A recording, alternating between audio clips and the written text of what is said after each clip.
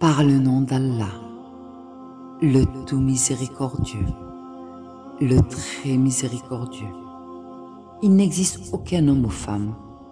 aucun être masculin ou féminin, aucun riche fortuné ou pauvre indigent,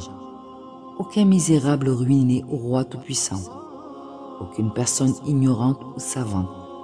qui n'ait jamais connu des situations difficiles qui dépassent ses capacités,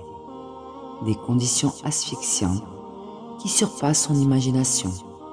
des moments d'égarement et de déperdition de troubles, de réflexion et d'événements troublants,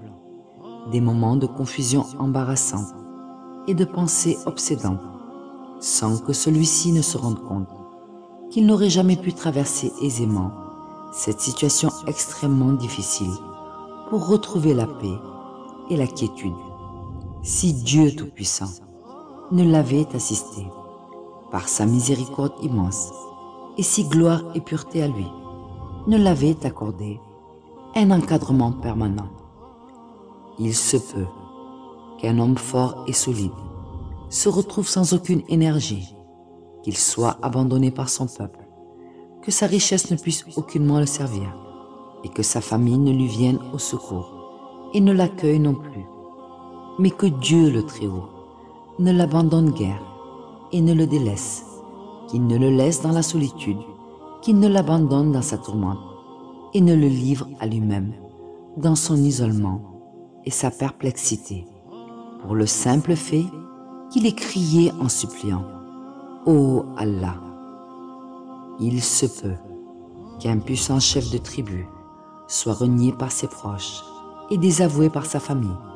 pour peu que sa richesse ait diminué et que sa situation soit devenue instable. Ses amis lui ont tourné le dos, ses proches ont pris la fuite, ses voisins et ses compagnons ont disparu de sa vie, au point où il aurait pu sombrer dans le désespoir et tomber dans la ruine. Nul n'était, Allah le Très-Haut, pour le sauver, pour une raison ou une autre, en changeant sa situation et en améliorant sa condition. Il se peut qu'un individu soit épris de confusion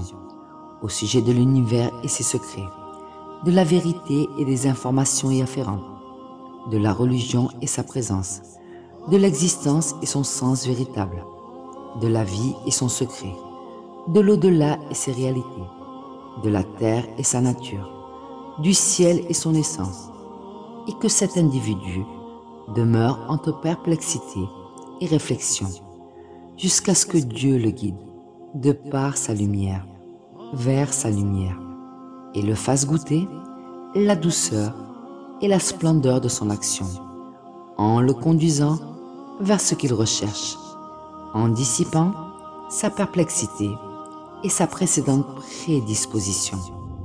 et ainsi jusqu'à ce que Dieu lui augmente sa faveur, lui accorde son immense grâce et l'honore en lui permettant de retrouver ce que recherchait son fort intérieur et en lui facilitant